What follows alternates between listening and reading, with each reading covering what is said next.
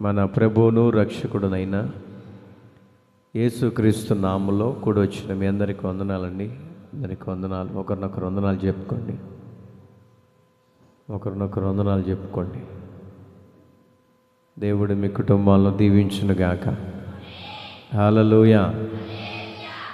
కొద్దిసేపు దేవుని వాక్యాన్ని ధ్యానం చేసుకుందాం. ఓపిక లేనప్పటికీ కూడా దేవుడు నన్ను ప్రేరేపించాడు కొద్దిసేపు చెప్పమని. కాబట్టి దయచేసి పిల్లల్ని కొద్దిగా జాగ్రత్తగా వాక్యం అయిపోయేంత వరకు కొద్దిగా అల్లరి చేయనీయకుండా దగ్గర కూర్చోబెట్టుకోండి. చదవండి యాకోబు పత్రిక 1వ అధ్యాయం. యాకోబు పత్రిక 1వ అధ్యాయం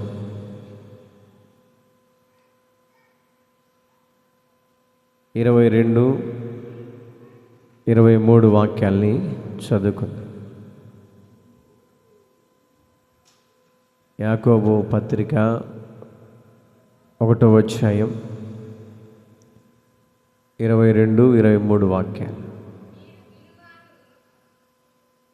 చదువుమా.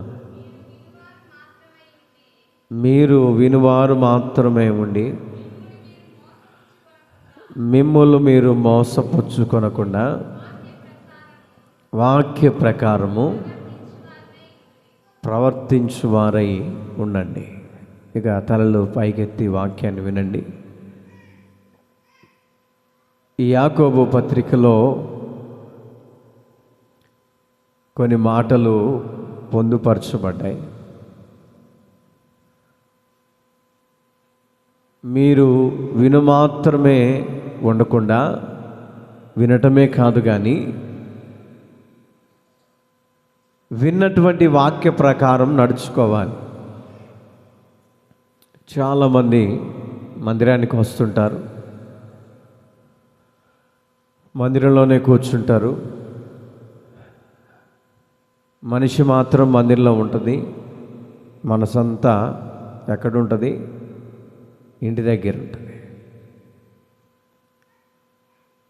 ఆ ఒట్టి మీద అన్నం పెట్టి వచ్చాను, గ్యాస్ మీద పాలు కాసి వచ్చాను,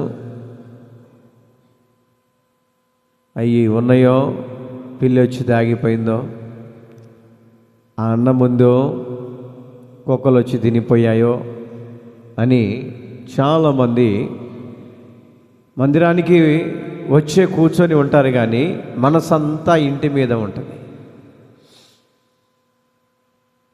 మనసంతా ఇంటి మీదే ఉంటుంది.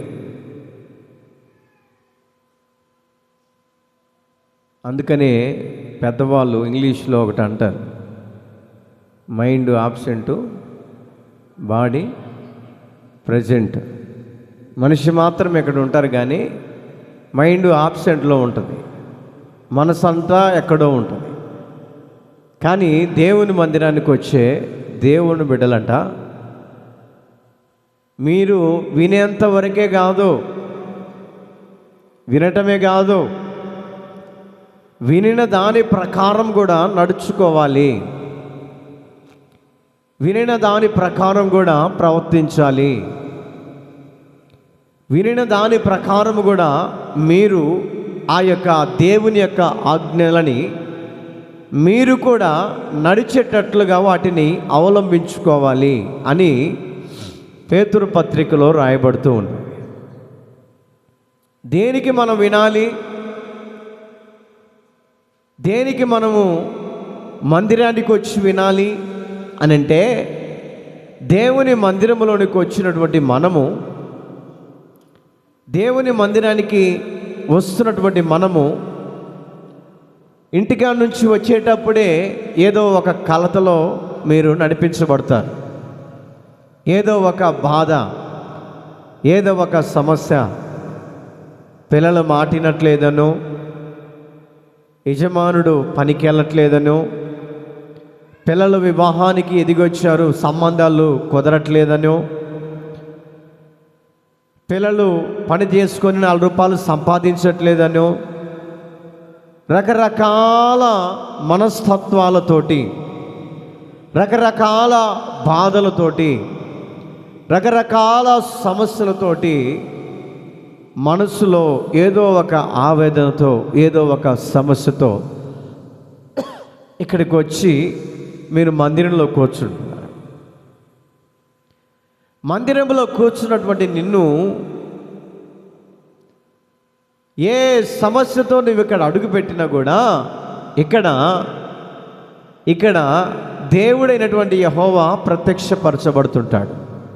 కొన్ని ఇండ్లకి వెళ్తే నేను బయట వాళ్ళు ఏం బోర్డు రాసి పెడతారంటే, ఇది ఆనంద నిలయము అని రాసి పెడతారు. ఏ నిలయము? ఆనంద నిలయం. బయట ఆనంద నిలయం అని పేరు రాసి పెడతారు, కానీ ఇంట్లో ఆనందం ఉందా అని అంటే పొరపాటునే ఉండదు. ఆనందం అనేది కరువైపోతుంది. ఒక రోజున ఒక ఇంటి అధికారిని అడిగా, అయ్యగారు ఏం పేరు నీ పేరు అని అంటే, నా పేరు ఆనంద్ బాబు అండి అని అన్నాడు. మరి ఎలా ఉన్నావు? ఆనందమే లేదయ్యా, ఆనందమే నా ఇంట్లో పొరపాటుని కరువైపోయింది. క్రీస్తునందు ప్రియ దేవుని బిడ్డలారా, ఇంటి మీద పేరు రాసినంత మాత్రాన, ఒంటి మీద పేరు రాసుకున్నంత మాత్రాన ఆనందము అనేది మనుషుల ద్వారా కలిగేది కాదు, మనుషుల ద్వారా మనకు ఏర్పడేది కాదు. ఆనందము ఎక్కడికి వస్తే మనకు ఆనందం కలుగుతుందంటే, దేవుని మందిరంలోనికి వస్తే మనకు ఆనందం కలుగుతుంది. హల్లెలూయా, హల్లెలూయా. ఆనందమానందమానందమే సియోని వాసము ఆనందమే. నాకు రావట్లేదులే పూర్తిగా. హల్లెలూయా. ఆనందం ఎక్కడ దొరుకుతుందంటే, దేవుని మందిరములోనికి వస్తే ఆనందము అనేది మనిషికి ప్రసాదించబడుతుంది. అందుకని అక్కడ రాయబడినటువంటి మాటను గమనిస్తూ ఉంటే, మీరు వినువారు మాత్రమే ఉండక, మీరు విని మరిచిపోయే వారిగా ఉండక, మీరు విని ఇక్కడికిక్కడే విడిచిపోయే వారిగా ఉండక, మీరు విని వాటిని మధ్యలోనే మరిచిపోయే వారిగా ఉండక, మీరు వినినటువంటి మీరు వాక్య ప్రకారము ప్రవర్తించేటట్లుగా మనం నడిపించబడాలట. వాక్య ప్రకారం మనము నడిపించబడేటట్లుగా. వాక్య ప్రకారంగా మేము ఎలా నడవాలి అని అంటే, దేవుని సేవకుడు ద్వారా మనతో మాట్లాడుతున్నప్పుడు ఆ వాక్యము మనల్ని ఏం చేస్తుందంటే, కొన్ని సందర్భాలలో బ్రతికింపజేస్తుందంట. హల్లెలూయా, హల్లెలూయా. బ్రతికింపజేస్తుంది. ప్రాణాలను తెప్పరిల్లగలిగేటట్లుగా, ప్రాణాలకు జీవాన్ని పోసేటట్లుగా, ప్రాణాలకు తృష్ణను కలిగించేటట్లుగా ఆ వాక్యం ఏం చేస్తుందంటే, మన హృదయాలలో జీవనధారంగా వెళ్ళి మన యొక్క బ్రతుకులలో, ఎండిపోయినటువంటి బ్రతుకులలో ఆ యొక్క వాక్యం మనల్ని బ్రతికింపజేస్తూ ఉంటుందంట. కాబట్టి మన యొక్క హృదయాలు వాక్య ప్రకారము నడిచేవారిగా, వాక్య ప్రకారం. చాలామంది అంటారు, పాస్టర్ గారు నువ్వు బాగానే ఈజీగా చెప్తున్నావు కానీ నడవటమే కష్టం. నువ్వు బాగానే ఈజీగా చెప్తున్నావు కానీ మేము నడవాలంటే మాకు ఎన్నో అడ్డంకులు కనపడుతున్నాయి, ఎన్నో అభ్యంతరాలు ఎదురవుతున్నాయి, ఎన్నో అవరోధాలు ఎదురవుతున్నాయి. ఒక ఆయన ఎవరో కోపంతో ఆ వ్యక్తిని ఇంత పెద్ద మాట అన్నాడంట. ఎవరిని? దేవుని నమ్ముకున్న బిడ్డను ఇంత పెద్ద మాట అనేసరికి ఈయన తట్టుకోలేక, ఇదిగో నా ఒంట్లో యేసయ్య ఉన్నాడో, యేసేని తీసి అయ్యా ఒక 10 నిమిషాలట పక్కనుండు అని చెప్పానంటే నీ ఎంత తేలుస్తా అని అంటున్నాడు. ఎక్కడ ఉండాలంట? నిన్ను పరీక్షించటానికే, ఏమని నీలో ఉన్నటువంటి భక్తిని పరీక్షించటానికే, నీలో ఉన్నటువంటి వాక్య ప్రకారం నువ్వు నడుస్తున్నావో లేదో అనే విధానములో పరీక్షించటానికే దేవుడే నిన్ను తీసుకొచ్చాడేమో. ఆయన అంటున్నాడు, ఇదిగో యేసయ్యను పక్కన పెట్టానంటే నీ అంతు తేలుస్తా అని. అంటే అదేమన్నా సొక్కన వేసుకొని పక్కన జంజానికి జైలియటానికి? ఏమండి, సొక్క అయితే తీసి ఏమండి ఆ కటాంజనానికో లేకపోతే అక్కడ మనము పెట్టడానికి అవకాశం ఉంటుంది. యేసయ్య మనల్ని ఎప్పుడు కూడా ఆవరిస్తూనే ఉంటాడు. కొన్ని సందర్భాల్లో మనోళ్ళు కూడా అంటుంటారు, దేవుని మందిరానికి రాకూడదనంటే, అదిగో అన్నా దేవుని మందిరానికి రావచ్చు కదంటే, అన్నా ఇదిగో చిన్నవి నాకు అడ్డుగా ఉన్నాయి కానీ వాటన్నిటిని మార్చుకున్న తర్వాత మందిరానికి వస్తాను. వాటన్నిటిని మార్చుకున్న తర్వాత క్రీస్తునందు ప్రియ దేవుని బిడ్డలారా, అన్నీ బాగున్నప్పుడు దేవుని మందిరానికి వచ్చేదే కాదు. అన్నీ బాగున్నప్పుడు దేవుని మందిరానికి వచ్చేదే కాదు. ఏమీ లేని స్థితిగతుల మధ్యలో కూడా, ఏమండి కృంగిన స్థితిలో ఉన్నప్పుడు, ఆవేదన స్థితిలో ఉన్నప్పుడు, కష్టాల మధ్యలో ఉన్నప్పుడు, ఇరుకు ఇబ్బందుల మధ్యలో ఉన్నప్పుడు యేసయ్య దగ్గరికి మనం రాగలిగితే దేవుడే, వాక్యమైనటువంటి దేవుడు మనల్ని ఏం చేస్తాడంటే బ్రతికింపజేస్తాడు. హల్లెలూయా, హల్లెలూయా. 2 నెలల క్రితం ఒక ఆమెను చూశాను నేను. ఈ మందిరానికే వచ్చింది, చేయి పెట్టి ప్రార్థన చేస్తే దెయ్యం పోయింది. ఎన్నో సంవత్సరాల నుంచి దెయ్యం బట్టి అల్లాడిపోతూ ఉంది. ఈ మందిరంలోనే, ఎక్కడో కాదు. ప్రార్థన చేశాను, దేవుడు నీ పట్ల ఇలాంటి కార్యాన్ని చేయబోతున్నాడు, ఇదిగో నీవు ఇలాంటి సమస్యతో బాధపడుతున్నావు అంటే కన్నీళ్ళు పెట్టుకుని నేర్చుకుందయ్యా, నిజమేనయ్యా, నాకు ఏదైనా మార్గం చూపి నేను మందిరాన్ని మానకుండా వస్తా ఆదివారం పూట అని అన్నాను. నేను కూడా పోనీలే, క్రొత్త ఆత్మ దేవుని మందిరానికి వస్తుంది, వాళ్ళు కూడా బలపడతారులే అనుకొని గద్దించి ప్రార్థన చేస్తే ఆ దయ్యాన్ని భయపడి వెళ్ళిపోయింది. ఇంకా మరి ఇప్పటి వరకు కూడా రాలేదు. ఆమె దాదాపు 2 నెలలు అవుతుంది మందిరానికి రాక.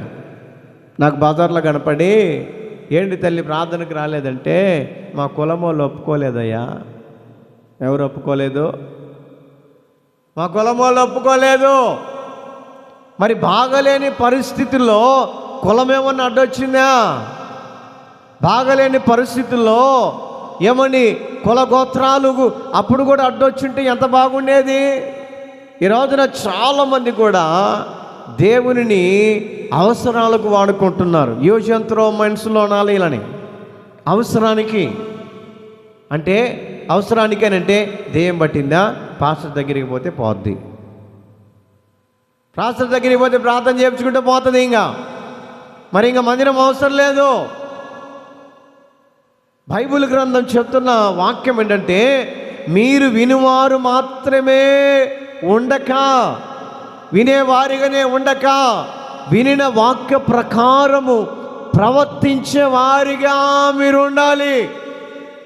దేవుడు మన పట్ల ఎన్నో మేలుడు చేశాడు కదా, దేవుడు మన పట్ల ఎన్నో ఆశ్చర్యమైన కార్యములు చేశాడు కదా, అద్భుత కార్యాలు దేవుడు మన పట్ల ఎన్నెన్నో లెక్కించలేని అద్భుతాలు దేవుడు మన పట్ల చేస్తూ ఉంటే, ఈ రోజున దేవుణ్ణి అవసరానికి వాడుకొని పక్కన పెట్టే వాళ్ళు చాలామంది కనపడుతుంటారు.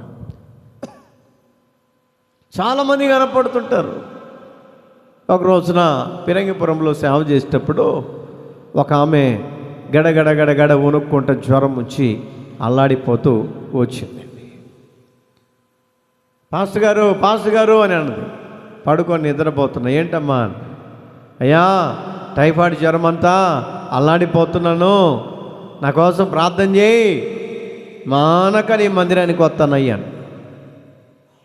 మానక నీ మందిరానికి వస్తాను. దేవుడు నన్ను బాగు చేస్తే 116 ఇస్తా. ఏ 16లో? మళ్ళీ చిల్లర ఎందుకో, ఇంకా చదింపులు వేసేటప్పుడు చూడాలా, ఫలానా ఆయన 116లో 516లో దేవుడు నన్ను బాగు చేస్తే 116 ఇస్తా. ఆడికి 3000 ఖర్చు పెట్టుకొని వచ్చింది. ఏడా? హాస్పిటల్. బాగు చేస్తే 116 అంట. సరేలే అని చెప్పేసి ఏమండి, ప్రభా ఈ బిడ్డను ముట్టు, స్వస్థపరచునైనా, ఇదిగోనైనా నీవు నమ్మదగిన దేవుడు, బాగు చేయనైనా, ఆరోగ్యంతో నింపని ప్రార్థన చేశానా. మరుసటి రోజు కల్లా తగ్గిపోయింది. మందిరం పక్కనే ఇల్లు, పెరంగిపురంలో. మరుసటి రోజు కల్లా తగ్గిపోయింది. వచ్చింది, అయ్యా నువ్వు ప్రార్థన చేసావు, నాలో ఉన్న అనారోగ్యం పోయింది, జ్వరం తగ్గిపోయింది, ఆ ప్లేట్లెస్ ఏదో తగ్గిపోయినాయంట, అవి కూడా పెరిగినాయంట, దేవుడు ఆరోగ్యం ఇచ్చిండు అయ్యా అని చెప్పేసి మంచిగా సాక్ష్యం చెప్పి వెళ్ళిపోయింది. ఇంకా కనపడదంటే కనపడలేదు. 3 నెలల దాకా కనపడలే. ఏం తల్లి ఏంది కనపడలేదు, ఆడికి పోయినాను అంటే, నేనయ్యా మా చిన్న కూతురు కాడికి పోయినా. ఆడికి మరి ఆడన్న ప్రార్థనకు పోయావంటే, అబ్బే ప్రార్థన లేదు, ఏం లేదు. చిన్న కూతురు కాడికి పోయింది, ప్రార్థన లేదు, ఏం లేదు, వత్త దెయ్యాన్ని కొనుక్కొచ్చుకుంది. ఆ నుంచి 3 నెలల తర్వాత ఇడికి వచ్చిన తర్వాత నెత్తి మీద చేపెడితే తపామని పడిపోయింది. ఎవరు నువ్వు? నేనా ఫలానా. దేవుడు మనల్ని బాగు చేసినప్పుడు, దేవుడు మనల్ని స్వస్థపరిచినప్పుడు కృతజ్ఞత కలిగి, బైబిల్ చెప్తున్న వాక్యం ఏంటంటే, మీరు వినువారు మాత్రమే ఉండక, వినేవారిగానే మీరు ఉండక, వాక్య ప్రకారము నడుచుకునేటట్లుగా ప్రయత్నం చేయండి. ఈ రోజున మనము చాలామంది దేవుని బిడ్డలు కూడా అవసరాలకి దేవుణ్ణి వాడుకునేటట్లుగా మనం ఉంటూ ఉన్నాం. క్రీస్తునందు ప్రియ దేవుని బిడ్డలారా, దేవుణ్ణి అవసరానికి వాడుకునేటట్లుగా మనం ఉండకూడదు. యేసయ్యే మన కోసం ఎదురు చూసేటట్లుగా మన జీవితాల్లో మార్చబడుదురుగాక. హల్లెలూయా, హల్లెలూయా. వాక్య ప్రకారం వాక్యం మనల్ని ఏం చేస్తుంది? చదవండి కీర్తనల గ్రంథం. వాక్య ప్రకారం నడుస్తే ఆ వాక్యం మనల్ని ఏం చేస్తుంది? 119వ కీర్తన 9వ వాక్యాన్ని చదువుకుందాం.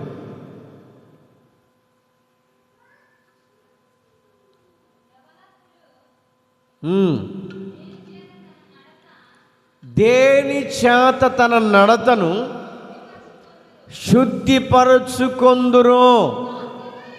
వాక్యమును బట్టి. వాక్యమును బట్టి దానిని జాగ్రత్తగా చూసుకొనడం ద్వారానే కదా. చాలండి. వాక్య ప్రకారము నడుస్తే నడిచినటువంటి వారి జీవితాలు ఏమైపోతాయి అంటే, నడతలు శుద్ధి చేసుకుంటారంట. హల్లెలూయా, చెప్పండి గట్టిగా, హల్లెలూయా. వాక్య ప్రకారం నడవమని చెప్పి బైబిల్ చెప్తుంది. వాక్య ప్రకారం నడిచే వారి హృదయాలలో ఏం చేస్తుందంటే, వాక్యము ఏం చేస్తుందంటే నడతలు శుద్ధి చేస్తుంది. నడతలు అనంటే మన మార్గాలు అని అర్థం. మన యొక్క మార్గాలు, మనం నడిచే మార్గాలు, మనం ప్రవర్తించే విధానాలు, మన యొక్క మాట తీరు, మన యొక్క క్రమ విధానం, మన యొక్క జనులకు కనపడే ప్రవర్తన జీవితం, వాటన్నిటినీ వాక్యమైనటువంటి దేవుడు ఏం చేస్తాడంటే శుద్ధి చేస్తూ ఉంటాడు. అంటే మందిరానికి వచ్చినటువంటి మనల్ని, మందిరానికి వచ్చిన మనల్ని, వాక్యం వింటున్న మనల్ని, వాక్యము ద్వారా మనల్ని ఏం చేస్తాడంటే శుద్ధి చేస్తుంటాడు. అంటే శుద్ధి చేయటం అంటే క్లీన్ చేయటం. మనం ఇంట్లో ఏ విధంగా అయితే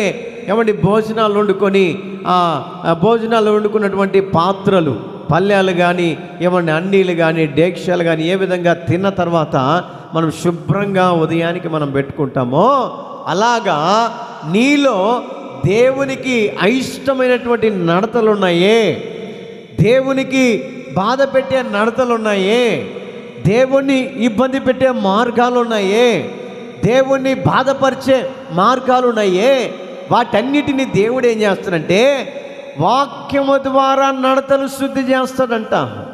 వాక్యము ద్వారా. వాక్యము అని అంటే చాలామంది అంటుంటారు వాక్యం వినేటప్పుడు, ఈ రోజున నా గురించే చెప్పిండు అన్న, ఇంక అన్నకేం పని లేదు. ఏమండి, ఈ రోజున చాలామంది కూడా నా గురించే చెప్పిండు అన్న, నా గురించే చెప్పిండు అని చెప్పేసి అన్నకేమేమో చుట్టం అయిపోయా. ఎవరో చుట్టం అన్నకు, అక్క వరుసో, లేకపోతే బావ వరుసో, లేకపోతే బామర్ది వరుసో. ఏమండి, ఈరోజు నా గురించే చెప్పిండు. దేవుని యొక్క వాక్యము బైబుల్ అనేది రెండంచులు కలిగినటువంటి ఖడ్గమట. రెండంచులు కలిగిన ఖడ్గం. బైబులు అనేది నడతలు శుద్ధి చేస్తుంది. రెండవదిగా మనిషిని ప్రేమిస్తుంది. మూడవదిగా ఏమంటే మనకు విరోధంగా, మనము దేవునికి విరోధంగా ఉంటే ఆ నడతలను శుద్ధి చేయడానికి దేవుని వాక్యం మన కొరకు ఎదురు చూస్తూ ఉంది. హల్లెలూయా, హల్లెలూయా. మీరు ఎప్పుడైనా గమనించారో లేదో, నేను గోవాలో వర్క్ చేయడానికి వెళ్ళినప్పుడు షిప్పులో పెయింటింగ్ వేయడానికి వెళ్ళాను. దాదాపు ఒక 25 సంవత్సరాలు 26 సంవత్సరాల వయసు అప్పుడు. షిప్లో గోవాలో పెయింటింగ్ వేయడానికి వెళ్తే ఆ షిప్ పెద్ద షిప్ అండి. కింద ఓడ అమరమున ఒక పెద్ద కత్తి తయారు చేసి ఉంటుంది. నేను ఆ తయారు చేసే వ్యక్తులను అడిగాను, అయ్యా ఓడకు ఎందుకు ఇలాగా మీరు కత్తి పెట్టుంటారు, పెద్దగా సానబట్టినట్టు మెత్తగా ఉంటుంది, దేనికి పెడతారు అని అడిగాను. ఆయన అన్నాడు, ఓడ తయారు చేసే వ్యక్తులు ఇంజనీర్లు అన్నారు, బాబు సముద్రములో వెళ్తున్నప్పుడు రకరకాల తిమింగలాలు, చేపలు మనిషి కన్నా లావైనటువంటివి ఉంటాయంట. పెద్ద పెద్ద చేపలు, మనుషులు తినే చేపలు, పెద్ద పెద్ద చేపలు ఆ షిప్పు వెళ్తున్నప్పుడు అడ్డం తగిలి అవసరమైతే బోల్తాడబడే అవకాశాలు కూడా ఉంటాయంట షిప్పులు. మీకు తెలుసో తెలియదు, ఇంజనీర్లు చెప్పిన మాట. పెద్ద కత్తిని అమరుస్తారు. ఒకవేళ దానికి అడ్డుగా ఎదురుగా వచ్చిందంటే ఆ కత్తి ఏం చేస్తుందంటే, ఆ కత్తికి అడ్డం పోతే 2 ముక్కలు అయిపోతుంది. ఇక ఓడకు ప్రమాదం లేకుండా, ఓడలో ఉన్నటువంటి ప్రజలు కానీ సామాన్లు కానీ ప్రశాంతంగా ఉండటానికి ఆ ఓడ అమరమునట పెద్ద కత్తి అమరుస్తబడుతుందంట. వాళ్ళు చెప్పిన మాట ఏంటంటే, అయ్యా ఎదురుగా ఏది వచ్చినా కూడా ఎన్ని చేపలు వచ్చినా, పెద్ద చేపలు వచ్చినా కూడా ఆ కత్తి దెబ్బకు 2 ముక్కలు అయిపోతుంది. ఓడ ప్రమాదంలో పడే అవకాశాలు ఉండవు అని నాకు వాళ్ళు చెప్పినప్పుడు నేను విచిత్రపడిపోయా. అవునా, నిజమా అని నేను చాలా ఆలోచన చేశాను. ఆలోచన చేసి బైబిల్లో నాకు ఒక వాక్యం గుర్తొచ్చింది. చదవండి, ఇర్మియా పుస్తకం 23వ అధ్యాయం 29వ వాక్యం. ఇర్మియా పుస్తకము 23వ అధ్యాయం 29వ వాక్యం.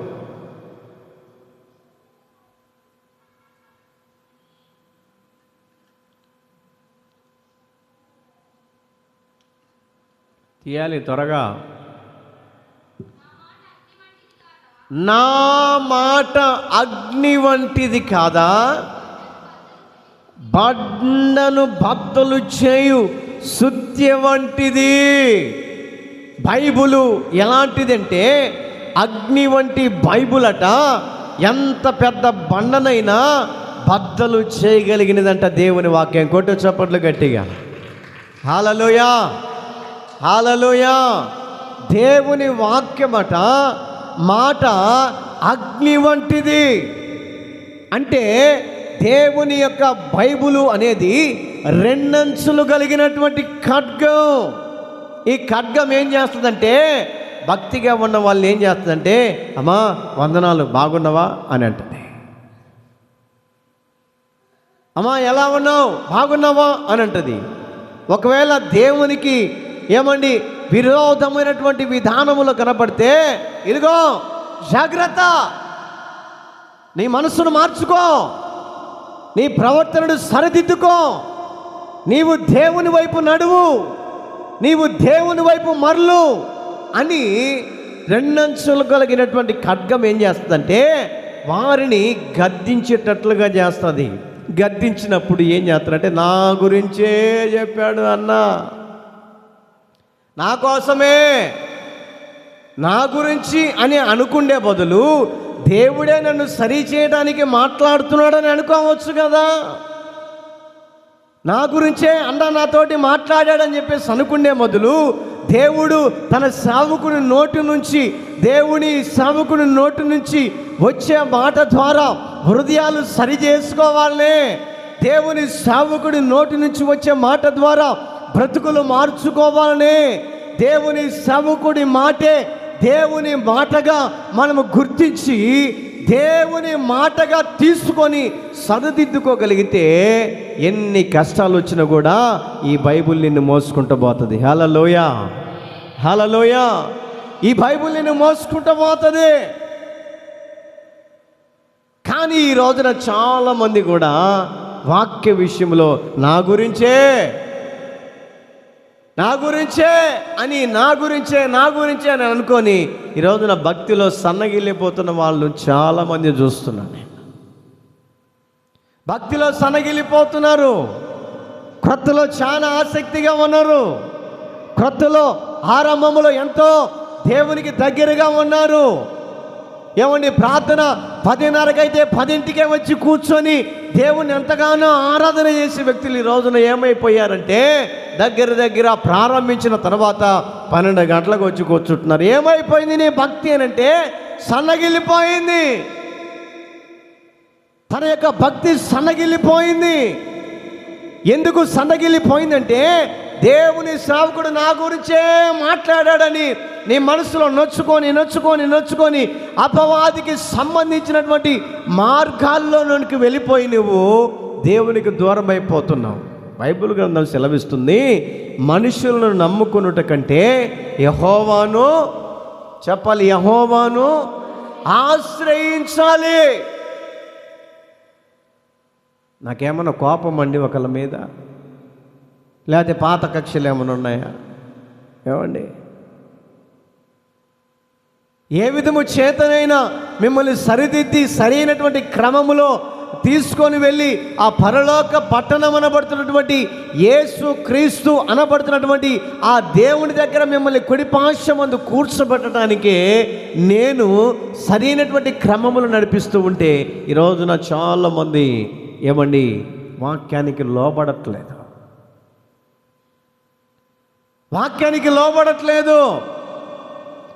వాక్య ప్రకారం నడుద్దామే, వాక్యం మన హృదయాన్ని సరిచేస్తుంది, వాక్యం మన నడతలను సరిచేస్తుంది, వాక్య ప్రకారం మన జీవితాన్ని ఏమని నడుచుకోవాలన్నటువంటి ఆలోచన ఈ రోజున చాలామంది క్రైస్తవులలో కరువైపోయింది. యెరెమీయా పుస్తకంలో చెప్పబడిన మాట ఏంటంటే, నా మాట అగ్ని వంటిది కాదా? దేవుని మాట అగ్ని వంటిది. అగ్నిని మనం తాకగలుగుతామా? ఏమండి, కొరువులు మనం పట్టుకోగలుగుతామా? పట్టుకుంటే ఏమవుతుంది? చెయ్యి అంతా కాలిపోతుంది, బొబ్బలెక్కిపోతాయి.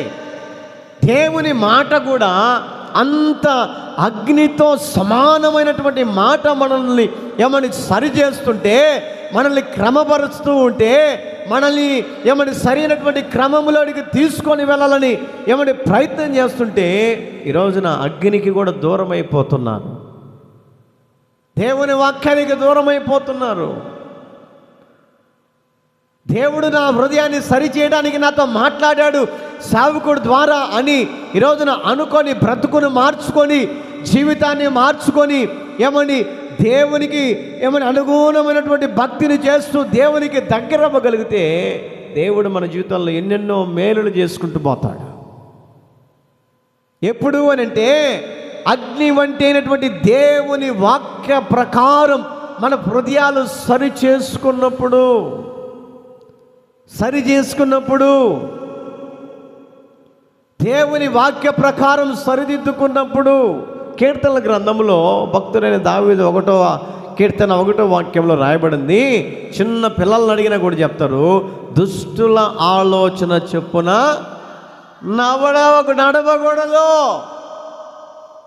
అగ్ని వంటి శుద్ధి వంటి వాక్యమే చెప్తుంటే ఏమని ఎవరో అన్నారని బాధపడుతూ ఉంటారు, ఎవరో అన్నారని నొచ్చుకుంటారు, ఎవరో అన్నారని మందిరానికి దూరమైపోతారు, ఎవరో అన్నారని ఏమండి దేవుని బిడ్డల మీద అలుగుతూ ఉంటారు, ఎవరో అన్నారని దేవుని సేవకుల మీద అలుగుతుంటారు, ఎవరో అన్నారని స్నేహితుల మీద అలుగుతూ ఉన్నంత కాలము భక్తులు నువ్వేం చేస్తావంటే సన్నగిలిపోతాం. రాను రాను ఏమండి దేవునికి దూరం అయిపోయి సాతానుకు దగ్గర అవుతావు. సాతానుకు దగ్గరైనంత కాలము శ్రమలు పెడుతూనే ఉంటుంది. మందిరానికి వెళ్ళినంత కాలం ప్రశాంతంగానే ఉన్నావు నీవు, నీ కుటుంబం, నీ పిల్లలు. ఎప్పుడైతే మందిరానికి దూరమైపోయి, సహవాసానికి దూరమైపోయి, సంఘానికి దూరమైపోయి, సేవకుల యొక్క ఐక్యతలో దూరమైపోయి ఏమని నీకై నీవే శ్రమలను కొని తెచ్చుకునే వ్యక్తులుగా కనపడుతుంటారు. ఏంటమ్మా ప్రార్థనకు బాగా వచ్చేదానివి, ఏంటక్క పరిచర్య బాగా చేసేదానివి, ఎందుకు దూరం అయిపోయావు అని అంటే అపవాదికి సంబంధించినటువంటి మార్గాలకు ఆమె దగ్గరైంది కాబట్టి దేవునికి దూరం అయిపోతుంది. చాలామందిని అడిగితే అమ్మా ఏంది ప్రార్థనకు రాకూడదంటే, ఏంటి పాస్టర్ గారు దేవుడు మన ఇంట్లో లేడో? మరి దేవుడు ఇంట్లో ఉంటే మందిరాలు ఎందుకు కట్టారో? దేవుడి ఇంట్లో ఉంటే సేవకులు ఎందుకు? బైబిల్ గ్రంథం చెబుతులే పాస్టర్ గారు నా హృదయమే దేవునికి ఆలయమని. ఎవరికి? పాస్టర్ గారికి వాక్యం చెప్తారు. ఎవరేమే? మొదటి విశ్వాసి. ఏ విశ్వాసి చెప్పాలా? ఏ విశ్వాసి? మొదటి విశ్వాసి. సేవకుడికే మళ్ళా రిటర్న్ వాక్యాలు, బైబిల్లో పలానా వాక్యం ఏముంది చదువు. సేవకునికి ఆర్డర్లు. ఓహో నీ పరిస్థితి ఉందా, నీ పరిస్థితి ఈ విధంగా ఉందా, ఓహో సాతానికి దగ్గర అవుతున్నావు అని చెప్పేసి వాళ్ళ విషయంలో మనం పట్టించుకోవాల్సిన అవసరమే లేదు. వారి గురించి పట్టించుకోవాల్సిన అవసరమే లేదు. మన యొక్క పయనం ఏంటంటే యేసు వైపు చూస్తూ పరుగు పందెములోకి పరిగెత్తాలి. కొట్టు చప్పట్లు గట్టిగా. హల్లెలూయా, హల్లెలూయా. యేసు వైపు చూస్తూ, యేసు వైపు చూచుచు విశ్వాసము కాపాడుకొనుచు అక్షయ కిరీటము కొరకే అలయక పరుగెత్తేదా. ఎవరి వైపు చూడాలా? యేసయ్య వైపు చూసుకుంటూ పోతుంటే ఎన్ని అలసటలు వచ్చినా, ఎన్ని అవరోధాలు వచ్చినా నువ్వెవరి వైపు చూస్తున్నావంటే దేవుని వైపు చూస్తూ నువ్వు నడుస్తున్నావు కాబట్టి నీ విశ్వాసంలో నువ్వు పడిపోవు. హల్లెలూయా, హల్లెలూయా. పడిపోవు. మనుషుల వైపు చూస్తే పడిపోతావు, మనుషుల వైపు చూస్తే పడిపోతావు, మనుషుల మాటలంటే పడిపోతావు, మనుషుల యొక్క సహవాసాలు చేస్తే పడిపోతావు. ఏమని చెడ్డవారైనటువంటి మనుషులు, ఏమని మంచివాడు చెడ్డవారితో సహవాసం చేస్తే చెడిపోతారు.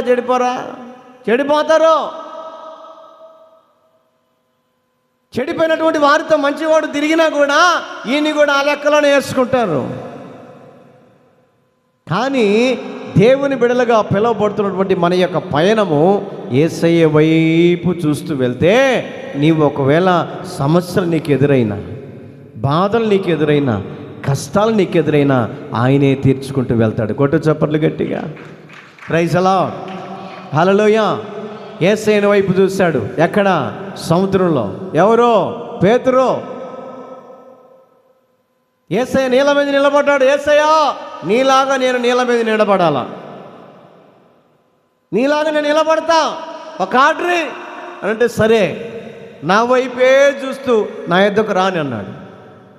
నా వైపే చూస్తూ నా దగ్గరికి రా, అటు ఇటు చూడవాకో. సరే ప్రభు అని చెప్పేసి నీళ్ళ మీద నిలబడినటువంటి పేతురు యేసు ముఖం చూస్తూ పోతా ఉన్నాడట.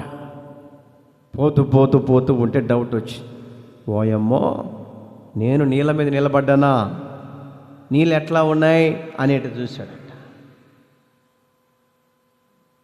ఏంది ఇటు పక్క గాలి వస్తుంది అని ఇటు చూశాడంట. చూడగానే దేవుడి దగ్గరికి పోగానే మునిగిపోతున్నాడంట. ఓ యేసు ప్రభువా, చేయి పట్టుకొని లేపో. ఒరే, నా వైపు చూడరా, నువ్వు నాకెళ్ళి చూడరా, నన్ను చూసి నీవు నడుదురు అని అంటే ఎవరి వైపు చూశారంటే పులిని చూసి నక్క వాత పెట్టుకున్నట్లు. ఏమండి, పులిని చూసి ఈ రోజున కొంతమంది జీవితాలు కూడా అట్లాగే తయారైనాయి. పులిని చూసి నక్క వాత పెట్టుకుందంట. నేను కూడా పులిలాగా ఉండాలా? ఎలా ఉండాలా? నేను కూడా అడవిలాగా పులిలాగా తిరగాల అని అనుకుందంట. ఒకరోజు వాళ్ళ ఫ్రెండ్ దగ్గరికి వెళ్ళి, ఫ్రెండో నేను పులిలాగా మారాలంటే ఏం చేయాలంటే, మరే నీకు వాత పెడితే కానీ అలివి కావరడు అని చెప్పేసి వాళ్ళంతా వాత పెట్టిందట. వాత పెట్టి ఏమండి ఎర్రగా పులి అలా గందిందట. వాత పెట్టేసరికి పొయ్యి సగ చూపించి నీకెందుకు ఏమంటే రాడ్ కాల్చడం, వాత పెట్టడం. వామ్మో వాయో వాతలు పెట్టించుకున్నదా. ఈ నక్క ఏం చేసిందంటే నేను కూడా అడవికి రాదునే అని పోయిందంట. దాని యొక్క అదృష్టం ఏందో దురదృష్టం ఏందో, ఆ రోజు నక్కకు ఎదురుగా పులి ఎదురు వచ్చిందంట. ఓయమ్మో, పులి ఎదురు వచ్చింది, దానికి ఎదురుగపోతే దానికి ఆహారం అయిపోతానని చెప్పేసి పరుగో. ఈ రోజున చాలామంది విధానాలు కూడా పులిని చూసి నక్క వాత పెట్టుకున్నట్లుగా అయిపోతా ఉంది భక్తి. అలాగా ఆత్మీయ జీవితంలో మనం పొరపాటునే ఉండకూడదు. మన భక్తిని చూసి మనమే ఏమండి దేవుని వైపు చూసుకుంటూ వెళ్ళాలి. దేవుని వైపు చూసుకుంటూ, ఎవరి వైపు చూసినంత కాలం, ఎవరి వైపు మనుషుల వైపు చూసినంత కాలము మనం భక్తిలో పడిపోతూనే ఉంటాం. మనుషుల వైపు చూడకూడదు. వారి యొక్క భక్తి ఏమైపోయింది, వీరి భక్తి ఏమైపోయింది, మొదట్లో ఆ ఆసక్తిగా ఉన్నారు వీళ్ళు, ఏమైపోయింది అని చెప్పేసి వారి వైపు వీరి వైపు చూసినంత కాలము కూడా మనం భక్తిలో సన్నగిలిపోతూనే ఉంటాం. మనుషుల వైపు మనం చూడకుండా దేవుని వైపు మనము చూసుకుంటూ వెళితే, ఒకవేళ సమస్యలు వచ్చినా బాధలు వచ్చినా, యేసయ్యా నీ వైపు నేను చూస్తున్నా కదా, నాకేంది కష్టాల్లో తీర్చు. యేసయ్యా నీ వైపు నేను చూస్తున్నాను కదా, ఆదివారం నీ మందిరానికి వస్తున్నాను కదా, ఇదిగో నాకు సమస్యలు కలిగినాయి, ఒక్కసారి ఆ సమస్యలు తీసేయి.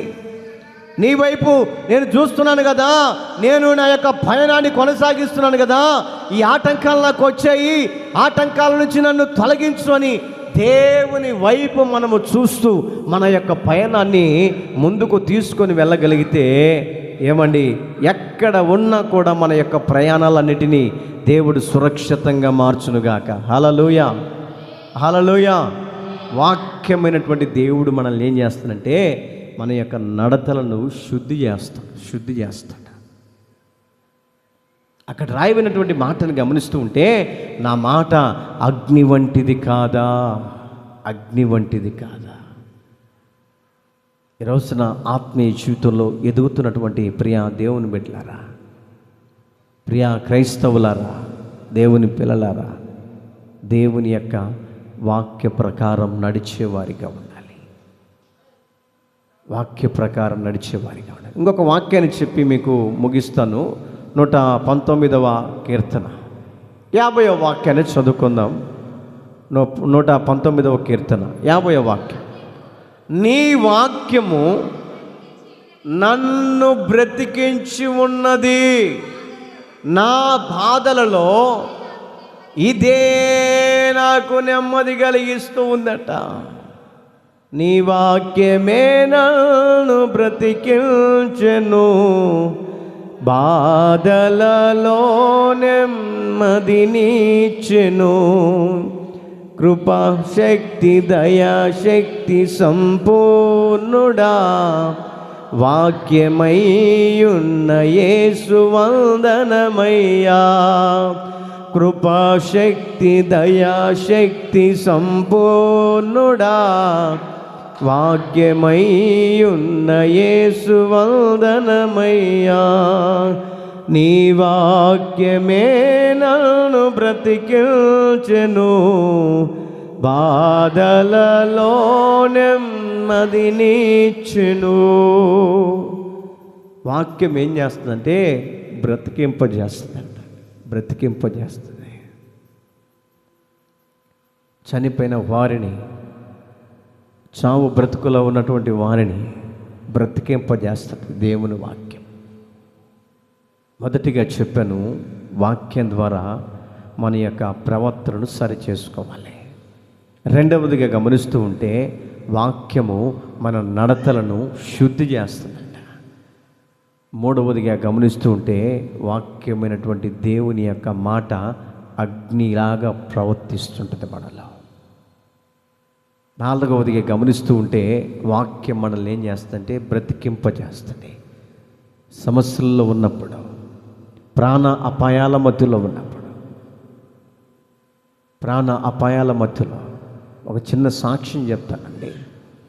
దాదాపు 1 సంవత్సరం అవుతుంది. కరోనా మూమెంట్లో మా నాన్నగారికి ఆరోగ్యం బాగులేదని చెప్పేసి గవర్నమెంట్ హాస్పిటల్కి చేర్చా. భయంకరమైన కరోనా మూమెంట్లో శ్వాస ఆడట్లే, బాగా బాధపడిపోతున్నాడు. అక్కడికి తీసుకెళ్ళి గవర్నమెంట్ హాస్పిటల్లో జాయిన్ చేస్తే వాళ్ళు అన్నారు, శ్వాస ఆడట్లేదు, చనిపోతే చనిపోతాడు, ఉంటే ఉంటాడు, కానీ మేము చేతనైనంత వరకు మేము చేసాం, ఇక మా వల్ల కావట్లేదు, ఈ యొక్క ఆక్సిజన్ తీస్తే బ్రీతింగ్ ఆగిపోద్ది, చచ్చిపోతాడు ఇక అని డాక్టర్లు కూడా స్టేట్మెంట్ ఇచ్చేశారు, సంతకం పెట్టేశారు. నన్ను కూడా సంతకం పెట్టమన్నారు. ట్రీట్మెంట్ చేయమంటే చేస్తాను, లేతలేదు. ఒకటే ప్రార్థన చేసుకున్నాం, ప్రభువా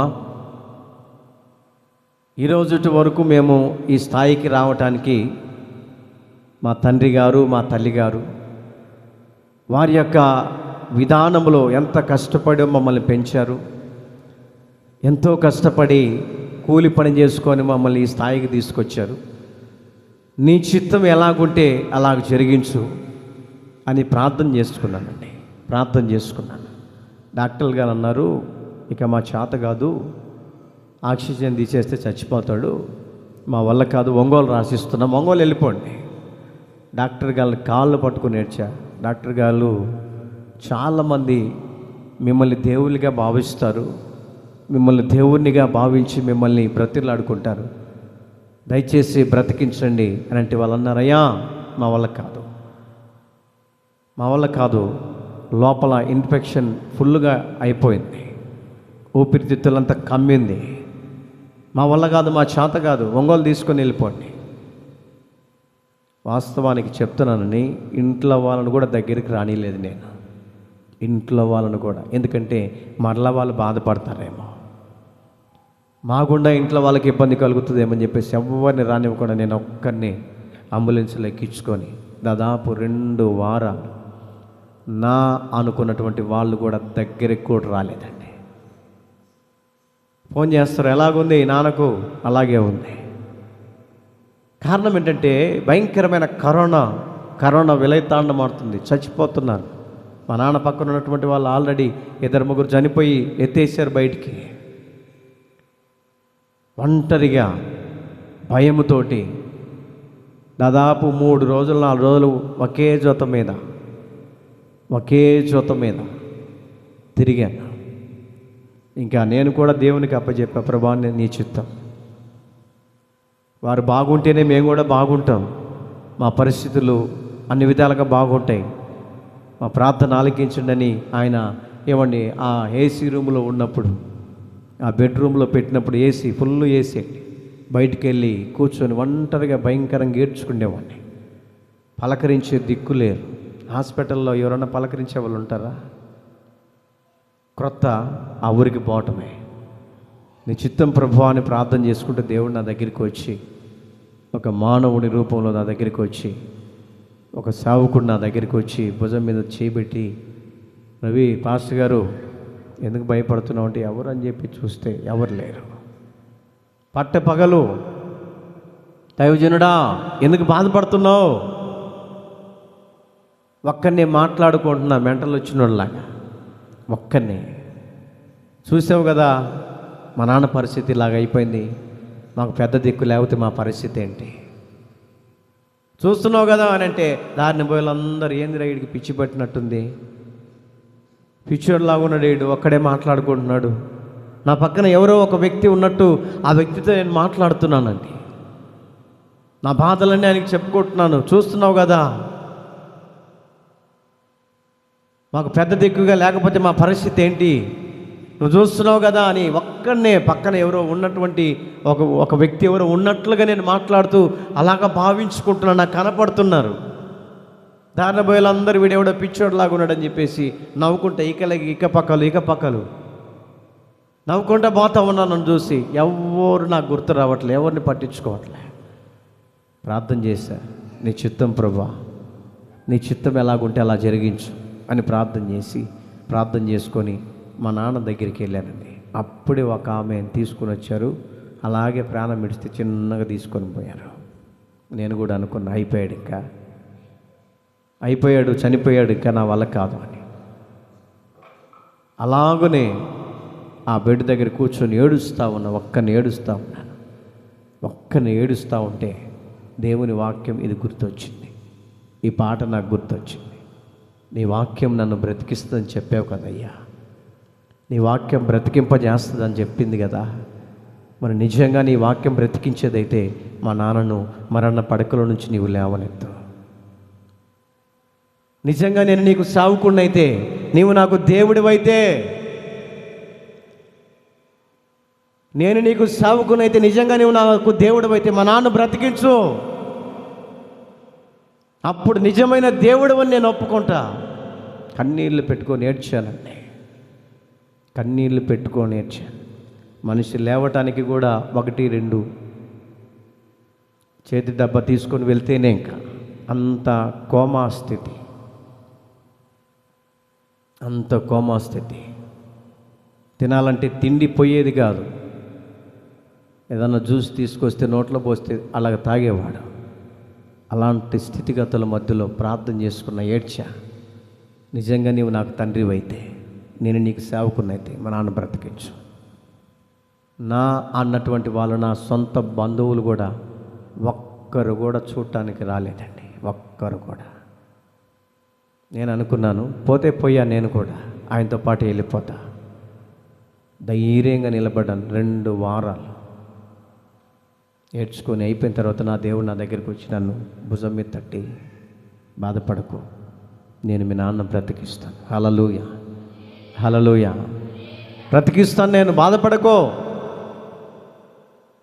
ఎప్పుడైతే నా దేవుడు నా భుజం మీద తట్టి ధైర్యపరిచి, నేనున్నాను, ఎందుకు భయపడుతున్నావు అని ధైర్యపరచబడిన తర్వాత ప్రార్థన చేసుకొని కళ్ళు తెరిచి చూసేసరికి ఆయన కూడా నోట్ల నుంచి మాట మాట్లాడటం ప్రారంభించాడు. హల్లెలూయా, అయ్యా నాకు ఊపిరి ఆడట్లేదు, కాస్త ఇది తీసేస్తాను నేనంటే, లేదు ఇలా తీస్తే నువ్వు ఇట్లా ఇదైపోతావంట అని చెప్పేసి ఒకరినొకరు కన్నీళ్ళు పెట్టుకొని ఏడ్చుకున్న రోజులు ఉన్నాయి.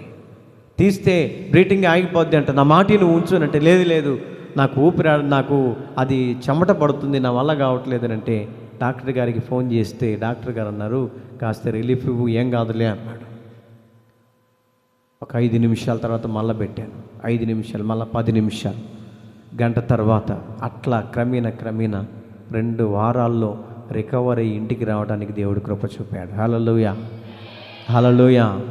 ఇది కల్పనా కథలు కాదు, సజీవ సాక్ష్యం. దేవునితో ఒకటే బ్రతిమలాడుకున్నా, నిజంగా నీ వాక్యం బ్రతికించేదైతే మా తండ్రి గారికి ఆయుష్ను పోయాయ్యా, ఆరోగ్యం ఇవ్వు. నా అన్నటువంటి వాళ్ళు పలకరించడానికి కూడా రాలేదు. ఒకే ఒక వ్యక్తి వచ్చాడు, నా ఫ్రెండ్ అండి, సింగరాయకంలో చేస్తాడు దైవజనుడు బాబు పాస్టర్ గారు. ఆ వ్యక్తి వచ్చి నన్ను ధైర్యపరిచి మధ్యాహ్నం భోజనం తీసుకొని వచ్చి, ఏం కాదులే పాస్టర్ గారు, దేవుడు బాగు చేస్తాడు, కంగారు పడబాకు, దేవుడు నాన్నను స్వస్థపరుస్తాడు, దేవుడు మనకు చేయక ఎవరికి చేస్తాడు మేలులని కృంగిన స్థితిలో, నలిగిన స్థితిలో ఆ దైవజనుడు నన్ను ఆదరించాడండి. ఆ టయాన నాకు ఒక మంచి వాక్యాన్ని, ఉపదేశాన్ని బోధించాడు. మేమున్నాం, ఎందుకు భయపడుతున్నాము, దేవుడు కార్యం చేస్తాడని ప్రార్థన చేసి వెళ్ళాడు. ఆ దైవజనుడి ప్రార్థనను బట్టి ఈ రోజున మా నాన్న సజీవ లెక్కలో ఉండి ఆరోగ్యంతో తిరుగుతున్నాడంటే కేవలం దేవుని కృప అని నేను ఖచ్చితంగా చెప్పగలను. నాకు అప్పుడు ఆ వాక్యం గుర్తొచ్చింది. నీ వాక్యము నన్ను బ్రతికించగలిగింది, బాధలో నాకు నెమ్మది కలిగించింది. ఈ రాత్రికాల సమయంలో ఒకవేళ కృంగిన స్థితిలో నీవు ఉన్నావా, నన్ను ఎవరు పట్టించుకోవట్లేదు, నా అన్నటువంటి వారు నాకు దూరం అయిపోయారు, నా బంధువులు నాకు దూరం అయిపోయారు, తోబుట్టి వాళ్ళు దూరం అయిపోయారు, ఒంటరి వాడినని నీవు బాధపడుతున్నావేమో, భయపడకు. దేవుడు నీకు తోడుగా ఉన్నాడు.